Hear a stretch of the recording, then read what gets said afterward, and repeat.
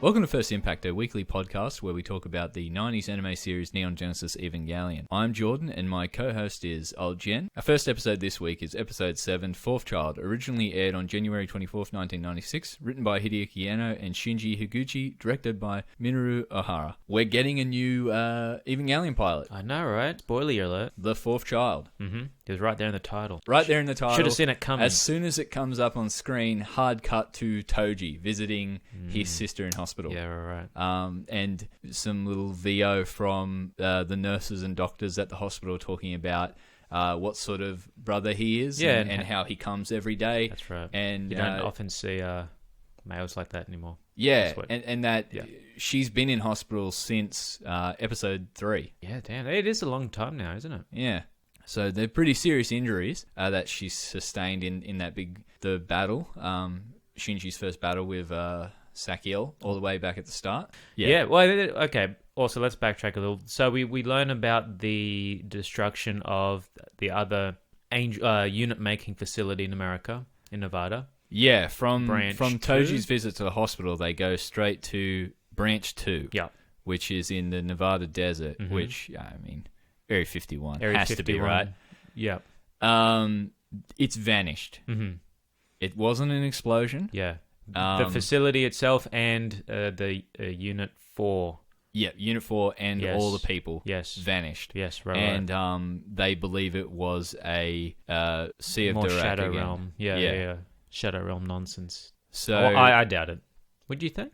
I think that's what happened. Okay. But because the idea is that the facility disappearing happened because of the testing the S2 engine, right? Which is something that they've been developing using the remains of, I believe it was Shamshell, the fully intact angel that they were able to retrieve. Oh yeah, that's right. Yeah, okay. So because they mention studying the samples, and all that, and they've been trying to build what they're calling the S2 engine. Right. And so Unit 4, Nerve Branch 2 lost. Yep.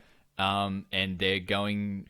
Branch 1 wants to transfer Unit 3 to Nerve. Yep. In Japan. Yep.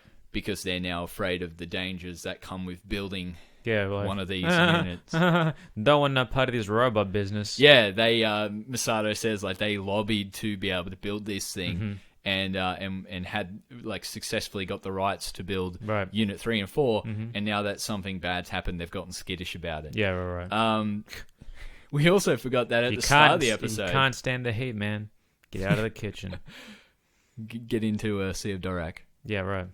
At the start of the episode, we missed the part where Masato's being interrogated by the instrumentality committee, the old Sailor guys, the colourful dudes. So, well, they wanted to interview Shinji. Yeah, their entire sort cold-hearted of bastards. The dudes line in bed. of questioning is about mental contamination, I guess. The contact made between Shinji and the angel, and whether this is like an indication of their growing intelligence and wanting to communicate with us. Yeah, and whether they can even process human thought. It was interesting the way that they were quizzing Masato. Their questions were very leading. Yeah, you could tell they were sort of getting to something because they were like, "Did you notice that the angel was trying to communicate?" She's like, "There's no evidence of that." Did you notice this is this? You could tell. You can't really tell they are going off a script. Like they're going off a schedule. They're checking everything that's happening at the moment. All the events, they're sort of checking back against the Dead Sea Scrolls and being like, where does this fit in on our timeline? They're doing like the reverse of the scientific process. They've made a conclusion. Yes, right. Angels are communicating and that they're trying to make contact with humanity. And then they're working back to try and prove their point instead of, having a hypothesis and then testing it. Yeah, right. So you essentially have... They've read Shinji's report of the account in which he probably described maybe the hallucination that he had, or just the events of being inside it, and they've looked into it that as like, hey, that's not a Shinji's mental break, that's the angel reaching out to him. Right. And Masato, she will neither confirm nor deny whether that's the case, though she insists that it's not. What do you think Masato thinks? I don't know. I think she's being protective of Shinji in that moment. Yeah. I think her motivations are driven by she does say from the top that she doesn't think, with his unstable emotional state at this time, that being brought in front of the committee is good for him. No. And I think downplaying what happened to him inside the Angel is a part of that, wanting to protect him. It was an interesting little thing because, I mean, even though we talk about it every episode, these are kids, these people. Yeah. But these kids are being, these kids in a very adult world with very adult problems and stakes at the moment. And so, yeah, Masato, but the people who care about these kids are going to have to protect them a little bit. Yeah. Well, without Masato, you've got a father figure who, get in the robot. Yeah, he's not going to do it. If you don't get in the robot, leave. Yeah, right. You've got Ritsuko, who is, progress must be made with the tests. Yeah, we always have to be advancing the science. Correct. Well, she was the one who said, "Hey, when Shinji was in the ball, the shadow ball. Yeah, it's like we got to get the unit out. The unit is the priority at the moment." Yeah, and I mean, Masato calls her out on it, and all that really does is like, let's just move the operation up 12 minutes, because like, if Shinji manages to survive, that's a plus. Yeah, right, exactly. She wasn't going to rework out a new plan to get Shinji out. It was like, this is still the plan, but we're going to do it 12 minutes earlier, so that we can hopefully get him out before the life support fails. Yeah, Masato's the protector. She's definitely the protector of these kids. So from the sort of discussion about the US government's failed unit building, Evangelion research and development, we go to Ritsuko and Gendo talking about the dummy plug system. Yes, right. So this is something they've been working on, and now sort of an answer to what Rei was doing in the tube. Yeah. So they're making the dummy plug off her. Yeah, very much like I imagine. And I think this is like where you picked up on the similarities between the big machine looking like a brain and how that is evocative of the Magi underneath their casing. Yeah. I think this is very much like sort of an evolution of the process by which Ritsuko's mother was like able to imprint herself as a person onto the Magi to give them a human sort of personality. Yeah, right. I think this is an evolution of that sort of technology. Do you really think it's wise, though, from Nerve's perspective? I mean, because the idea of the dummy plug is that you don't need the pilot. No, as long as the Evangelion believes there is a pilot in it, and they are able to control it. But I mean, people are now starting to think, Masato in particular, Ritsuko in particular, that these units are getting a bit sort of out of control. Their own motivations are being questioned, or their agency, as you put it. Do you think it's wise to just let them now go sort of run amok without a pilot being able to intervene and be able to? I think this is an extension of that fear. Yeah. That with Shinji as a pilot, he's become berserk at least twice. So maybe they're thinking maybe it's the human element that's good there. And interesting. Unit 0 goes berserk with Shinji in it, and Unit 0 also went berserk with Rei in it. And I think the dummy plug idea is being like pushed forward because of this fear that like, it's like, if the unit goes berserk, that's the I win button. Right. Like when Unit 1 goes berserk, they win the fight. Right. To the point where in that first episode, or the second episode, Unit 1 goes berserk and Fuyutsuki's like, we've won. Yeah. And they want these units to be able to go berserk? Well, I don't know about berserk. I think they want to be able to control the units without having to rely on the instability of a child as a pilot.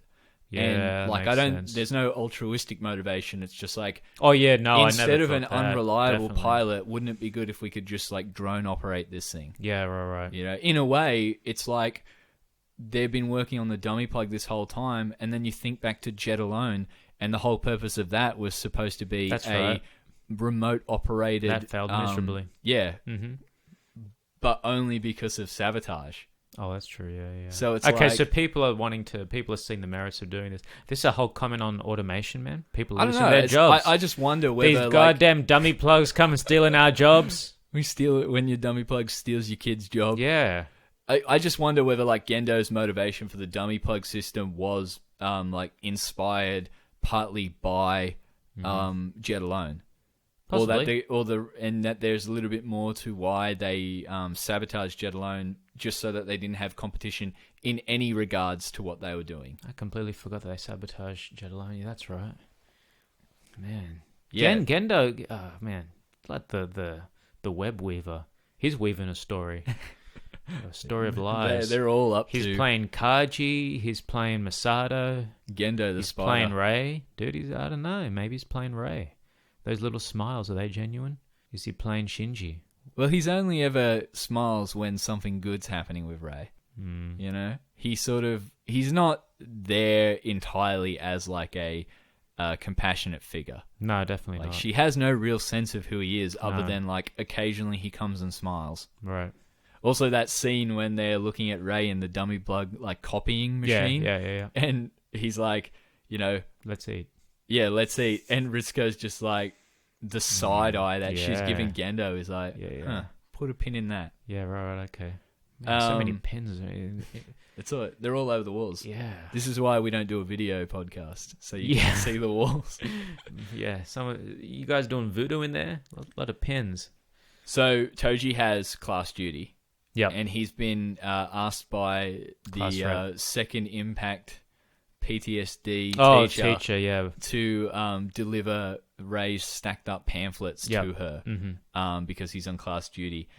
He shouldn't go alone to a girl's place. The class rep's like, so Hikari she'd love to get involved in that trip. Shinji, the boys, though.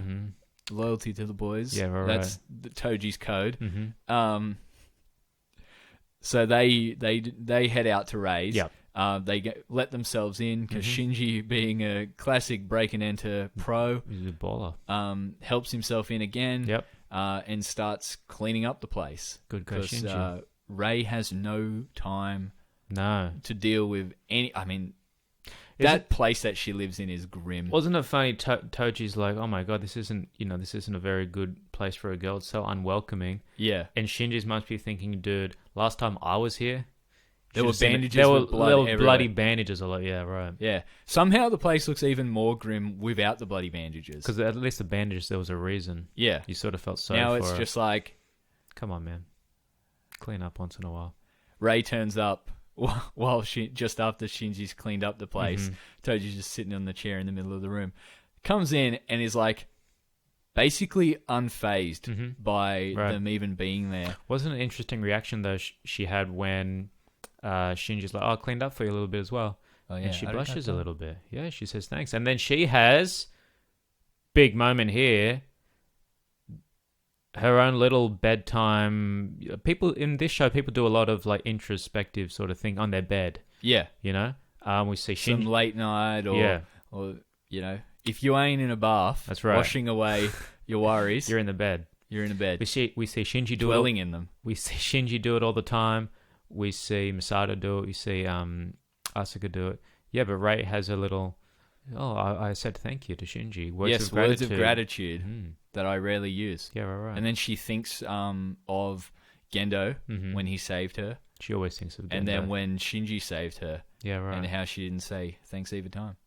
Oh, I wonder if she feels guilty now. Yeah. So this is definitely Ray sort of being, I guess, humanized. She spent so much time like in the periphery of this show, like being very sort of like passive. And now we are getting like the blushing when Shinji said, you know, like it was the way you wrung out that like towel was like a mother, and that you'd be a good housewife. What kind of reaction do you think I would get from a girl if I said that to her? I think you know, it's a little bit outdated. Yeah, okay. It's not aspirational. So if I call a girl homely, you have homely calves. I think, you know, like compliments should be a little bit more aspirational these days. A little bit less about like you have really trying to put people into a specific category of like subservience. What if I say you have really nice hands? Towel wringing hands. Towel wringing hands? Probably like childbearing hips. They go hand in hand. Hand in hand. Especially to Shinji's. All jokes aside, for once, Yeah, interesting. Does Like, Shinji still smell like blood? oh, Because like last episode. is blood hard to get out? I wouldn't know. Well, because he was soaking in the unfiltered LCL for 16 hours. Maybe when He was he'd slow cooked. he'd be all wrinkly. When Masato's being interrogated by the old dudes, Pickled shin. and she's like, no, they're like, oh, we wanted to interview Shinji himself. Yeah. And Masato's like, oh no, he's still recuperating. She was like, no, he's still being hosed down. You would not want him to be in this room here with you guys. Yeah, he reeks. He reeks of blood. Interesting that, like you say, we're getting a bit more of humanity out of Rei at the same time where we're now harvesting Rei's humanity. Yeah, using Rei as a blank slate. Right. She is the ultimate blank slate. Yeah, we're saying, okay, Rei is a human, Rei has personality, and yeah, we're in the middle of a process where we won't need Rei. Yeah. Also, loading that profile onto Unit 1 and Unit 2, just in case. Right. Because as we established in previous episodes, when someone has to pilot a unit, their data has to be loaded onto it before the pilot can sync with it. Yep, that's right. So they're already prepping Unit 2 and Unit 1 for the same process. Yeah, okay. It's funny, they never, with Unit 2 and Asuka, they've basically, like, when they did the interchangeability test, they never bothered with Asuka. Well, yeah. It's funny, Asuka and Unit 2 seem to be like more linked. Well, they're the production model. I think true. the idea behind the production model is that there's less intricacies to how that syncs. Okay. That they've worked out that, like, they want to know that, like, Shinji can pilot Unit 0 because it's the, like, it's the prototype. And then Unit 1 is, like, the test one. And they want to know, like, whether that can go backwards and forwards. Right. Especially, like, Rei being able to pilot Unit 1 because Shinji's shown himself to be a little bit unpredictable as a pilot. Yeah. He sort of is very fair weather in when he wants to pilot or not. Right. So, like, having Rei as a backup makes sense. Yeah. And Asuka is so sort of, like, driven to be a pilot that she's, like, reliable. Right. In that sense. Yeah, okay. You don't have to worry about her. Yeah. Like, if Asuka dies, it's because Unit 2's destroyed. Right. So you don't really need a backup then. Yeah. We also get one of those rare Shinji and Kaji moments. Oh, yeah. So the two men in Masato's life. Sorry, the two two boys. The two human men. Yeah. Not Pen. Yeah. The two boys in Masato's life. Kaji and Shinji. So they have a little moment where Kaji takes him out and shows him the melons that he grows. Very romantic. Yeah, we talked last episode about nurturing, growing, his mothering. philosophy on like finding the reward in like making something. Yeah. And Shinji also like talks about how like being passionate about things opens yourself up to suffering. And Kaji's like, yeah, but like suffering is what allows us to do good things for others. It seems easy to say now because of that little speech, but even last episode I was thinking of it to myself. I didn't want to say it out loud because I know you'd condemn me or call me a hypocrite, but I don't know, I'm sort of turning around on Kaji a little bit. He doesn't seem so bad. No, he's a flirt, but he's I feel like he's got a heart of gold. I think it's now also even though he is a spy. Well, that's for me. I think now that we sort of know who he's working for and that he's not evil, he's just sort of, I don't know, I guess he's just doing his job. He's got two jobs. Right. They're just conflicting. Yeah. Like, I think he is, despite being a spy, a genuine and a bit of a and sort of like guy in how he approaches people. That's true. You know? And he's a flirt and he oversteps and pushes the line, but like, you know, he cares about Masato. He does. Like, everything to do with that is like the results of, now we know, a relationship that was ended by her. That's true. And also just in general. That was her choice and not one that she made because she had fallen out of love with Kaji. Right. It was an end of a relationship because she had realized how she'd just fallen for someone that she thought resembled her father. Yeah. She was afraid and of she that. was put off by that.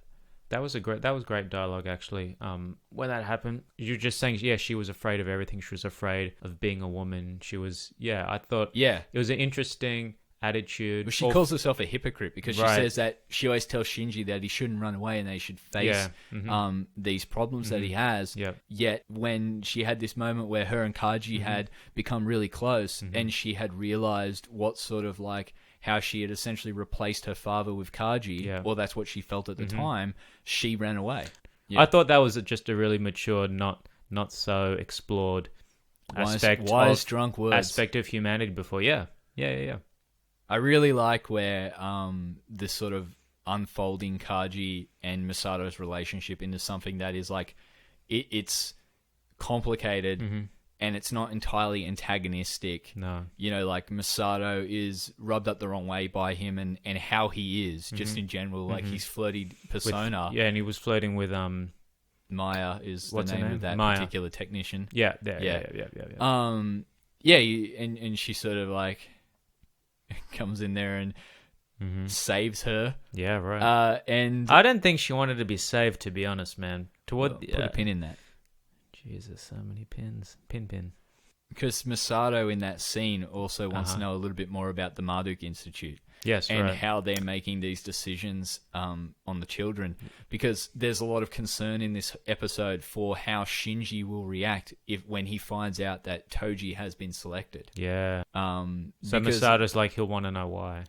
Yeah, Or he'll want to know why him. Yeah, but also I think because Shinji knows what like comes from being a pilot. Yeah, right. In a way that like Asuka takes pride in it, which is said, and Rei is like an exception. Yeah. Because she does whatever she's told.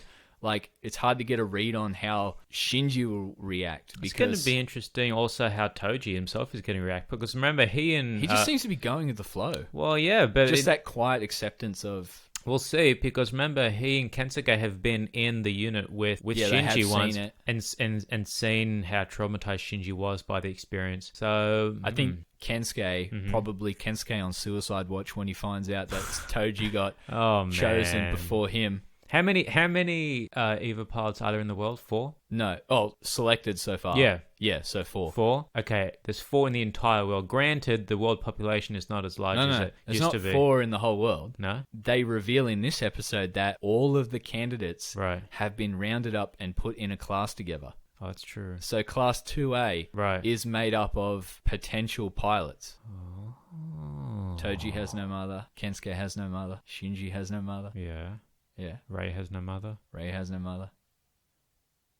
Oh my god. So, how about Asuka? She was over in Germany. Well, we haven't had much of her backstory yet. Yeah. But I guess what A2... what I'm getting at is that 2A, the class, 2A. they've revealed that they're the candidates. Right. And then from the candidates, Yeah, okay. the Marduk Institute selects who will be the next pilot. So you're only given the designation number child Right. once you've been selected to pilot. Yeah. So Toji is the 4th child because they now have a Unit 3 for him to pilot. Wow. So this one class in one school in Japan is Well, they've all been brought to that's this what. school. Yeah. They haven't they're not just coincidentally in No, this class. exactly. That's what I mean. But like on the surface, it's just a normal high school. Yeah, that's what but it's meant to be. It's sort of established that most people who like live in Tokyo 3, It's to do with Nerve. their parents work at Nerve. Yeah, so okay. like Kensuke's father is in the military, I believe, and Yeah, something like Toji's father and grandfather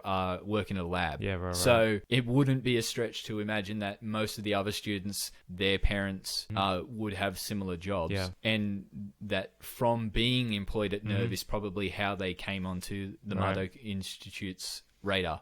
So we get the hints of Toji and the class rep, Hikari's little budding romance. Is it a romance? I mean, it seems pretty one-sided at the moment, at least. She clearly likes him. Oh, she clearly likes him, and definitely. she wanted to go to Ray's with him and help drop off the pamphlets.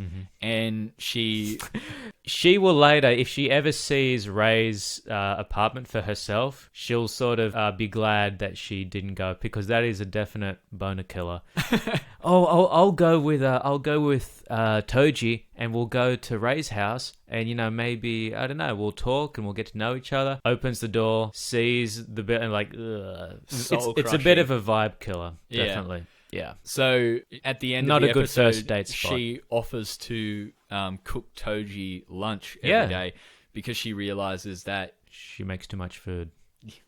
Yeah. Lame-o That's a excuse convenient again. way to offer that. Yeah, I bet she doesn't even have two sisters. But it's She lives alone. Driven because Toji buys his lunch every day. Yes, because So no she's one trying can to cook. build some sort of bond with him. Because no one can cook for him. Yeah, so Because everyone he knows is dead. this episode ends with Toji on the basketball field, basketball court. The basketball field. Yikes. He's got his basketball racket. Yeah, he's on the basketball court, and he's gonna take a shot. Takes the shot after a little bit of contemplation. Well, that's got to be a metaphor for like whether he's gonna do it or not. whether he's going to be the Eva pilot or not. And then we cut to Hikari happily cooking lunch Cooking for the away, next day. blissfully unaware that her prospective boyfriend is now going to be an Eva pilot. Yeah, probably one of the more dangerous things you could be doing in Tokyo 3, other than just being on the street when an angel attacks. So our second episode this week is Ambivalence, originally aired on January 31st, 1996, written by Hideaki Anno and Shinji Higuchi, and directed by Tensai Okamura. This episode, it really starts with sort of like a cloud of everyone's in this weird mood. Yes. And I also realized that it does literally start with a cloud because the Americans, they're transporting Unit 3 to Tokyo 3. Well, no, to Matsuhiro. Yes, Matsushiro. Sorry. Excuse you. They're bringing Unit 3 over by aircraft, and they fly through a cloud. Yep. There's a slight electrical disturbance, and then that's the last we see of them until they arrive in Tokyo 3. Yeah. But apart from that, in terms of mood... Yes, there's a like pole. Yeah, that's a very good word. Thanks very much. For the mood, just in general. Like, everyone... avoiding Shinji. Asuka leaves before Shinji gets up. Right. And Masato says it's because she's trying to avoid her. Right. No. And that Shinji just clearly doesn't get it. Yeah. It's because, by the way, just so we know, we're on the same page. It's because everyone but Shinji knows that Toji is the pilot. And that Asuka believes Masato is the one who should have told him. Yeah. At that point, though, what do you think is the harm in telling Shinji that it's Toji? What do you think is a trepidation? Just because it's dangerous? They're being very sensitive to his feelings. That Toji's already been through enough hardship. That's true, actually. You know, like the units of Evangelions and the Angel battles have already caused him so much. Yeah, and then being a pilot is another weight. And I think they're worried about Shinji negatively reacting to that news. Yeah, true. It's like a weird sort of like everyone seems to be trying to protect him. Yeah, and it's funny how they all sort of seemingly reach that conclusion sort of independently. You know, it's I mean, like even Rei, notoriously like unable to like process her own feelings. Talks to Toji about, you know, like how she's concerned not for Toji, she's concerned about Shinji. Well, that's what Toji points out to her, and she's like, "Oh, that's what I'm feeling." And which is also, you know, Hikari watches this and she gets a little bit jealous because she's got the hots. You know, she's interested in making lunches, in having lunch with Toji. Yeah, and that lunch is never going to get eaten. No, and she has a conversation with Asuka shortly after that, where she's like, you know, I think Toji likes Rei. Yep. And it's like, no way. No also, like, Shinji's fucking dense. I love that. We said that in the episode. That conversation had nothing to do with Shinji, and yet it's like everyone in his life sort of just uses him as a measurement for how dense someone is. You are to like other people's feelings and poor Shinji. Interpersonal relations. It's one of those things though, like we all do it, where you know you sometimes at night you're off to bed, you haven't had a good day, and you know the insecurities or whatever, you know, start to rear their ugly head. And you think, you know, do my parents like me? You know, do my friends actually, you know, are they proud of all this sort of, you know, stuff? You know, do all my friends sort of talk to me about behind my back and all this stuff? You're like, nah, go to sleep. Well, no, because that's the happen. Shinji that lives in their mind. And then Shinji, and then it's actually true in this case that, everyone in Shinji's life just, has a Shinji scale. Yeah. Where like, how dense are you? And find out. I was going to do a BuzzFeed thing. How dense are you? Take this quiz to whatever. Anyway, poor Shinji, but fuck him. Yeah. So from this sort of like unsettled. Can I talk about the unsettling thing? Just because I noticed you mentioned the Paul. Yeah. Or I did. Where the scene where Masato and Ritsuko are in the car driving. Yeah. And you know, Masato's like, oh, I should have told him, whatever. In the side mirror, on Masato's side is the sun. Yep. Right, they're seeing the sun. And it's like up in the sky because it's daytime. Yep. And then later, when Hikari and Asuka are having this conversation about how dense Shinji is, they're also looking at the sunset. Yep. Right. So I think a couple times at least, and maybe a third time there was, where we see the sun sort of moving down. So it's like time passed. It's like a countdown. Yes. And it felt like a countdown to when is Shinji going to find out? Because Yeah, that's the whole question about when. Well, when yeah, it's gonna right happen. to the moment where Right. Masato wakes up Yep. at the end of the episode. It's Yep. nighttime where she is, Yes. but it's still sunset where Yeah. where the fight was. Yeah. And like right on dusk Sunday. Yes. is when she finally tells him. Yeah. That's what. Well, I she mean. doesn't even get to tell him. Yeah. He sees it, Yes. and she says it as he sees that it's Toji. So Yeah. So I thought I was proud of myself for Yeah, seeing that little It's definitely like a sort of you've ticking got time bomb. You've got a full day, right. you know. Yes. Yeah, so a lot of this episode centers around obviously Toji piloting the Unit 3, which ends up being possessed by an angel. An angel. So the 13th angel. The 13th angel, which is Bardiel, which is the angel of haze. Sort of, they travel through a cloud, you know. Right. Like Yeah. sort of possesses more clouds. Yeah. Right. This is a particularly interesting angel in the sense that, like, we never see its corporeal form. Right. Yeah, we don't only ever see it as infestation on Unit 3. Yeah, we don't. I mean, I assume that it infiltrated the Unit 3 back at Matsushiro. No? Well, I think it was the It had cloud already that been they there. passed through. Oh, yeah, right. And the electrical. Oh, right. Yeah. Yeah. So Like, I think that's where it happened. Yeah, right. That they flew through it. It was some sort of maybe like a little bit like Uriel, the Lilliputian hitcher. Yes. Yeah. Like where it's like a sort of microorganism, microorganism. and it's quickly sort of infested Unit 3 because it wasn't plugged in or activated, so they wouldn't have had any idea. Interesting that you say it's sort of like the Lilliputian hitcher one.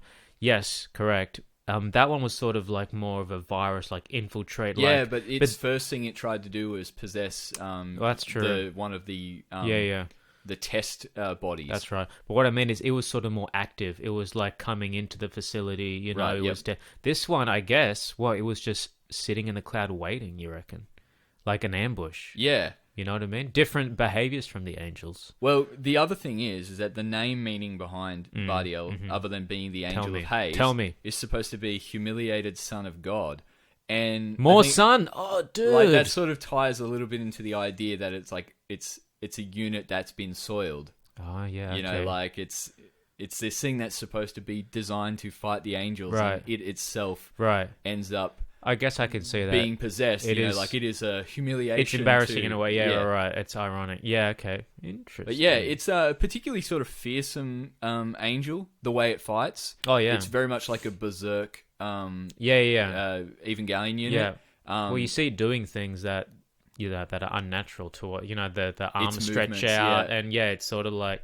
Yeah. Well, the start of the fight, we see it lurk around the hill. That's right. And and then it cuts to Shinji, and he's like, what do we... There's somebody in there and all this sort of business, and Asuka is sort of, chastising him a little bit. Right. And she's like, do you, like, not know who the pilot is? And the in the sidetrack, the video feed cuts out. And Asuka is, like, quickly disposed of. She ejects, so she's safe. And when we were watching it, I think we both, or I did at least, that when her video cuts out, as she's about to, I guess, tell Shinji who the pilot is, I thought it was someone at HQ cutting the audio. Oh, it's so convenient. It feels like someone dropped the video feed on purpose. So to not, I don't know. But try to protect and then Shinji. we just hear her screering. Right. That sort of gave it we away. don't see how that fight goes down. No, but probably badly. Probably just Bardiel gets the jump on her. Yeah, and, right. And she just quickly ejects, sort of situation. Yeah. On the other hand, we see Unit 0 and Ray. yeah. She's lying in wait with the gun ready.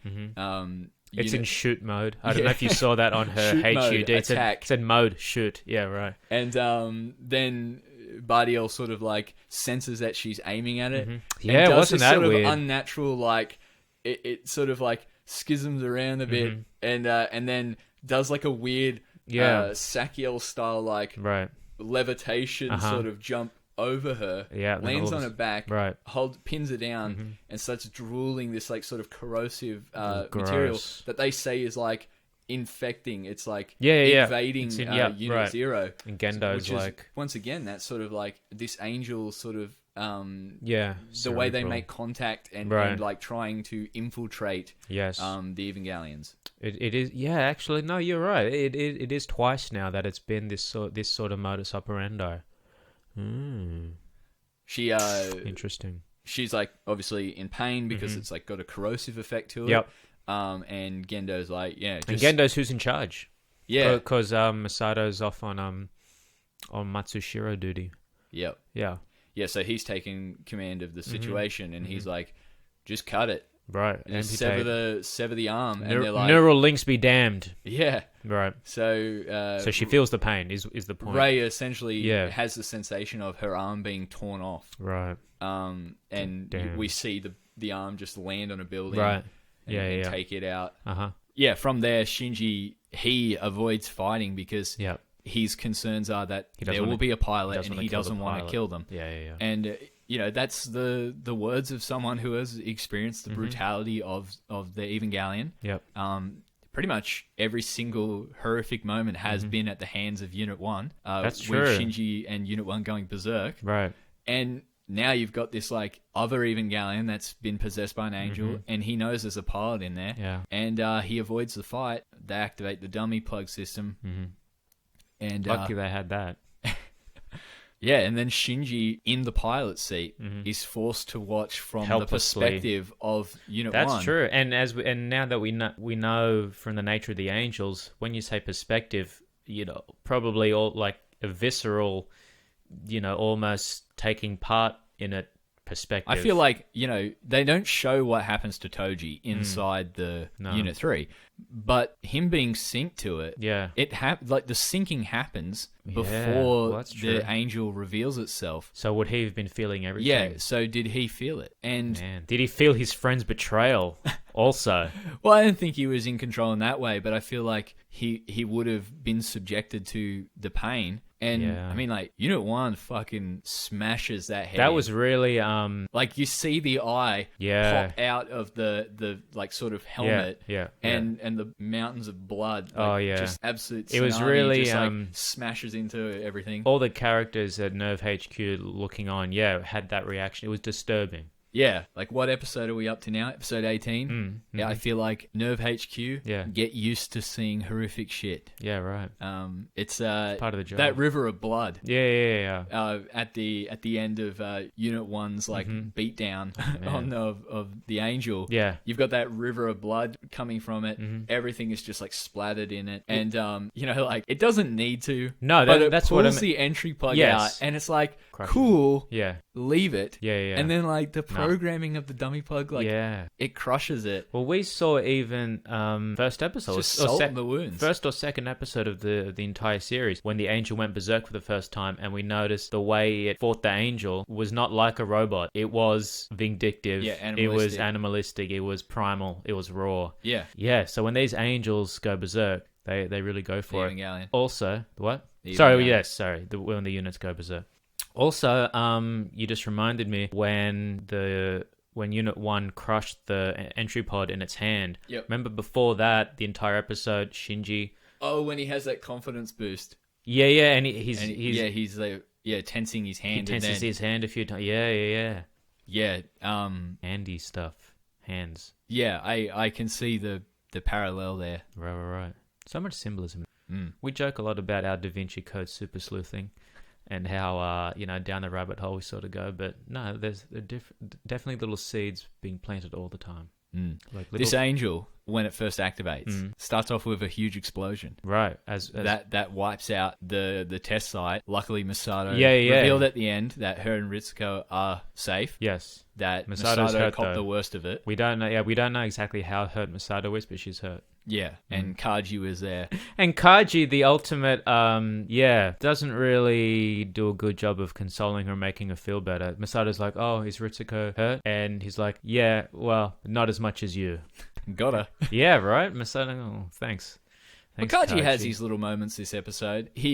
When he's looking after Shinji and Asuka, Asuka obviously is in a mood because she knows that Toji is the new pilot. Yeah. And she doesn't want to be the one to break it to Shinji. No, so she's got that wang. Yeah, and they have this like weird sort of moment, and Kaji comes in. He's like, "Well, are you two fighting again?" Yeah. Everyone's going to bed. Yeah. Everyone's just going to bed. And as I said when we watched, I have a feeling that's Kaji's solution to a whole lot of problems in life. Let's go to bed. When everyone's in a mood, let's just go to bed. Yeah, okay.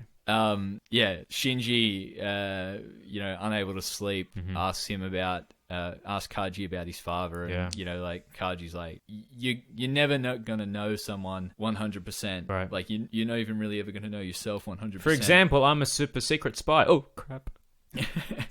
And he's like, you'll never find out about your father by like asking other people about him. True. Good point. As much as you think you know who he is based off what other people say, like that's not the case. And then Kaji has these little words of wisdom about how the Japanese word for woman means... No, for she. For is she. Woman far away. Yeah, woman far away. Right. And like how, I guess alluding to like, the distance between like how, if you can't even relate or understand Gendo, like Shinji's got a lot more women in his life. That's true. And it's obviously something that he sort of like struggles a lot more with. Yeah, well, doesn't Masato say right at the start, you're too young, you don't understand women? Yeah.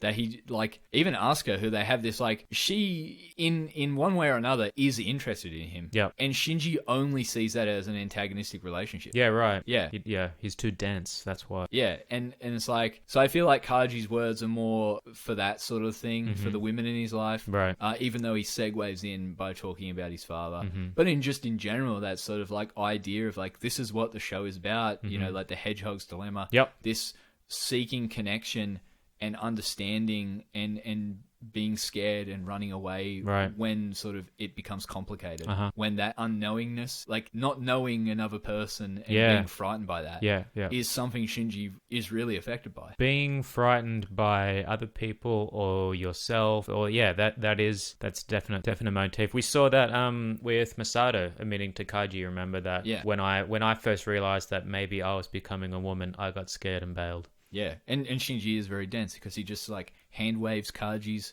advice and like little words of wisdom as just being like, I don't get adults. Yeah, right. Like, I mean, he's just trying to help you.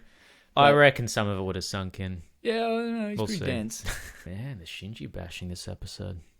Well, he is what he is. He is. He's a 14-year-old boy. Yeah, right. And With there's a calves certain of an level of Adonis. like self-absorbedness that comes with that. Yeah. That he is definitely feeling. Let's talk about because Gendo and Shinji had an interesting little back and forth. Right. Yes. It's basically Gendo was in command of this operation. Yes, because Masato was AWOL. She was busy getting blown up in Matsurisha, in the place where they were testing. Matsushira. This was like the most words that Shinji and Gendo have exchanged probably the entire series. Yep. First episode. Oh yeah, that's true.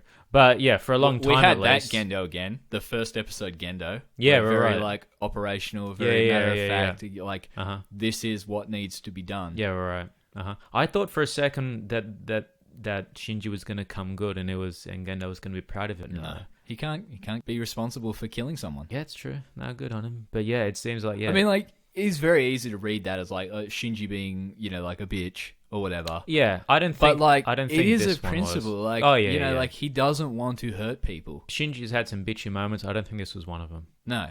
Like standing by, not wanting to, and he is to a certain degree right. Like the dummy plug system has the angel handled. Yeah. There is no reason to crush that entry plug other really than wasn't. like a strange sort of maliciousness. Yeah. And it's arguable that if Shinji had just handled it himself, that it wouldn't have gotten to that point. Right. But then, like, who knows? Like, Shinji might have gone berserk. Yeah. Because, like, would he have pulled his punches in a fight? Probably. Right. Because in his mind, you've got this angel who is only out there to win, and you've got Shinji who's pulling punches because he doesn't want to injure the person inside. You know, like, what was he sort of to do other than to, like, he didn't want to be responsible for killing someone, and he himself would rather be killed. What are Masato and because Masato and Ritsuko are absent this whole time. Yeah. What are they going to think when they come back to Tokyo 3 and find out what happened? Because remember, Ritsuko and Masato, she came and she tried to talk Shinji, like, comfort him, because he hasn't gotten out of Unit 1. Yeah, At the end of the episode, he's still in Unit 1. We still haven't seen how he's been affected. Yeah, right. And at the very end of the episode, he sees that the pilot, Masato's Toji. trying to tell him at the same time. Oh, that's right, Masato, that's correct. Yeah, and he sees that it's Toji, and like, he's unconscious. They say that they've found his vitals and that he is alive. But he looks pretty banged up. Oh, he must be thinking, well, what the did LCL is like congealed on him. He must be thinking, imagine what I almost did. Yeah, well, he screams in horror at the end of the episode. Yeah, exactly. It's a lot being placed on Shinji. Yeah, I wonder what Toji's... Man, it's a real cliffhanger. I want to know what Toji's going to be feeling like. Gee, it's going to be awkward. There's a lot to handle in the aftermath of this episode. There's a lot of fallout to this. Toji and his sister might be next to each other, like, you know, matching hospital beds. It very well could be, especially now that she's in Nerve. But Jen, well, it's been a good couple of episodes to talk about this week. Great nice episodes. Ones that sort of flow on from each other. Yeah. But that'll just about do us for this week. Cool. So if you're interested in following me on Twitter, you can find me at It's Got Stealth. And old Jen, as always, is... I'm like branch 2 of Nerve, man. I'm vanished. Thanks for listening.